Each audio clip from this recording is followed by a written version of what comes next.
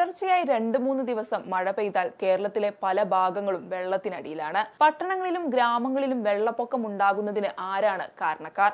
പ്രകൃതിയെ കുറ്റം പറയാനാകുമോ? പുഴകളിലെയും തോടുകളിലെയും ജലസംഭരണ ശേഷി കുറഞ്ഞു വരുന്നതിന് നമ്മൾ തന്നെയല്ലേ ഉത്തരവാദികൾ? കാലങ്ങളായി മഴവെള്ളത്തിന് ഒലിച്ചുവരുന്ന മണ്ണും മണലും പുഴകളിൽ അടിഞ്ഞുകൂടുമ്പോൾ അവ എടുത്തുമാറ്റി നദികളുടെ സംഭരണശേഷി വർദ്ധിപ്പിച്ചാൽ ഒരു പരിധിവരെ പ്രശ്നത്തിന് പരിഹാരമാകില്ലേ? പുഴമണലിന് എതിരെ നിൽക്കുന്ന എംസാൻഡ് മാഫിയയുടെ പങ്കെന്താണ്? ഡാമുകളിലെയും നദികളിലെയും മണൽ തദ്ദേശ സ്ഥാപനങ്ങളുടെ മേൽനോട്ടത്തിൽ വാരുന്നതിന് ആരാണ് എതിരെ നിൽക്കുന്നത്? കേരളത്തിൽ എല്ലാ കാലത്തും ജനജീവിതത്തെ മാറ്റിമറിച്ച പ്രതിഭാസങ്ങളിലൊന്നാണ് വെള്ളപ്പൊക്കം. തോരാതെ 2 ദിവസം മഴ പെയ്താൽ കേരളത്തിലെ താഴ്ന്ന പ്രദേശങ്ങൾ മുഴുവൻ വെള്ളത്തിനടിയിലാണ്.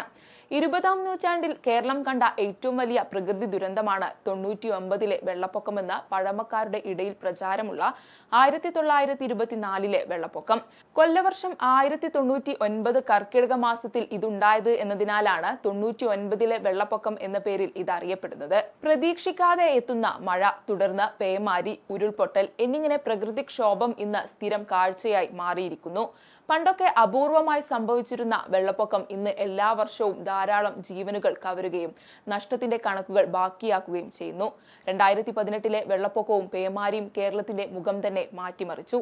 സാമ്പത്തികമായും സാമൂഹികമായും പാരിസ്ഥിതികമായും വലിയ തിരിച്ചടിയാണ് കേരളം നേരിടേണ്ടി വന്നത്. വർഷങ്ങളായി മലയോര പ്രദേശങ്ങളിൽ നിന്ന് ഒഴുകിവരുന്ന മഴവെള്ളത്തിനൊപ്പം കേരളത്തിലെ ജലാശയങ്ങളിൽ ടൺ കണക്കിന് എക്കൽ മണ്ണാണ് എത്തുന്നത്. ഇവ അവിടെ നിക്ഷേപിക്കപ്പെടുന്നത് വർഷങ്ങളോളം ആവർത്തിക്കപ്പെടുമ്പോൾ വലിയ തിട്ടകളായി മാറുകയും ജലാശയത്തിന് കൂടുതൽ ജലത്തെ ഉൾക്കൊള്ളാൻ കഴിയാതെ വരികയും ചെയ്യുന്നു. പിന്നീട് നിർത്താതെ പെയ്യുന്ന മഴയെ തുടർന്നാണ് വെള്ളപ്പാച്ചിൽ ഉണ്ടാകുകയും കടലിലേക്ക് പോകുന്ന ജലത്തിന്റെ അളവ് കുറയുകയും ചെയ്യുന്നത്. ഇതുമൂലം വെള്ളം ഉയരാനും അത് വെള്ളപ്പൊക്കത്തിനും കാരണമാകുകയും ചെയ്യുന്നു. കായലുകളിൽ നിന്നും മറ്റു ജലാശയങ്ങളിൽ നിന്നും വേണ്ട രീതിയിൽ എക്കൽ നീക്കം ചെയ്യാൻ ഇതേവരെ കഴിഞ്ഞിട്ടില്ല. ഇനിയും ഇങ്ങനെ പോകുകയാണെങ്കിൽ വരും വർഷങ്ങളിലും ഇതിൽ വലിയൊരു മാറ്റം നാം പ്രതീക്ഷിക്കേണ്ടതുമില്ല.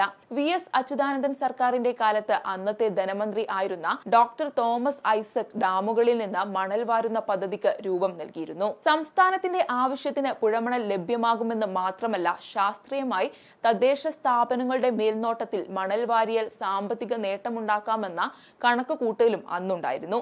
പിന്നെ എന്തുകൊണ്ടാണ് പിന്നീട് ആ പദ്ധതി നടപ്പിലാക്കാൻ കഴിയാതെ പോയത്? കേരളത്തിൽ വ്യാപകമായ തോതിലാണ് മണലിന് പകരം എംസാൻഡ് വിറ്റഴിക്കപ്പെടുന്നത്. കരിങ്കൽ ക്വാറി മാഫിയക്ക് ഇതിലൂടെ കൊള്ള ലാഭമാണ് ലഭിച്ചുകൊണ്ടിരിക്കുന്നത്. സംസ്ഥാനത്തെ പുഴകളിൽ നിന്നും ഡാമുകളിൽ നിന്നും മണൽ വാരാൻ തുടങ്ങിയാൽ വരുമാനം കുറയുക എംസാൻഡ് കമ്പനികൾക്കാണ്. ഇത് നാം തിരിച്ചറിയേണ്ടതല്ലേ? നദികളിൽ നിന്ന് എക്കാലവും മണലും വാരി മാറ്റിയാൽ മഴവെള്ള സംഭരണശേഷി വർദ്ധിക്കുകയും വെള്ളപ്പൊക്കം ഒരു പരിധിവരെ നിയന്ത്രിക്കാനും കഴിയില്ലേ? മറ്റൊന്നാണ് നദികളിലെ അശാസ്ത്രീയമായ ബണ്ട് നിർമ്മാണം.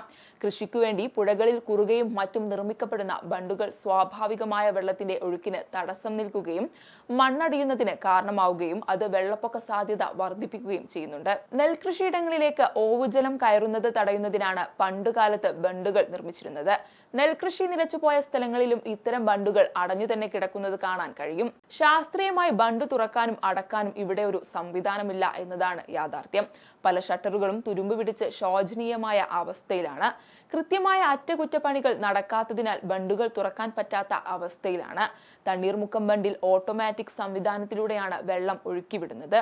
ഇതുപോലെയുള്ള ഓട്ടോമേഷൻ നമ്മുടെ നദികളിൽ സ്ഥാപിച്ച ഷട്ടറുകളിൽ നടപ്പിലാക്കണം.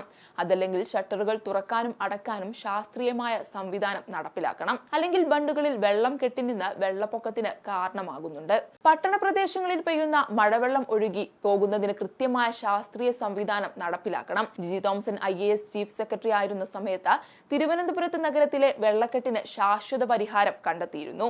കടലിലേക്കും കായലിലേക്കും വെള്ളം ഒഴുകി പോകുന്നതിന് ഉണ്ടായിരുന്ന സംവിധാനത്തെ നടപ്പിലാക്കുക മാത്രമാണ് ചെയ്തത്. കേരളത്തിലെ എല്ലാ നഗരങ്ങളിലും ഈ മാതൃക നടപ്പിലാക്കാവുന്നതാണ്. കാലങ്ങൾ ഇത്ര പിന്നിടുമ്പോഴും സംസ്ഥാനത്ത് ഇപ്പോഴും പഠനങ്ങൾ മാത്രം നടക്കുകയാണ്. വെള്ളപ്പൊക്കം ഉൾപ്പെടെയുള്ള പ്രകൃതി ദുരന്തങ്ങളെ ഗൗരവമായി കണ്ട് ക്രിയാത്മകമായി ഇടപെടലുകൾ നടത്തേണ്ടതുണ്ട്. ഇനിയും ഇത്തരം മാഫിയകളുടെ താല്പര്യങ്ങൾക്ക് വഴങ്ങി ഭരണകർത്താക്കൾ തീരുമാനമെടുക്കുമ്പോൾ വെള്ളപ്പൊക്കമെന്ന തീരാ ദുരന്തത്തിലേക്കാണ് കേരളം പോകുന്നത്. നദികളെ സംരക്ഷിച്ചും ബണ്ടുകളും തടയണകളും ശാസ്ത്രീയമായി പുനർക്രമീകരിച്ചും പ്രശ്നത്തിന് പരിഹാരം കാണുകയാണ് നാം ചെയ്യേണ്ടത്. അതിനായി രാഷ്ട്രീയ ഭേദമന്യേ നാം ഒന്നിച്ചണിനിരക്കുകയല്ലേ വേണ്ടത്.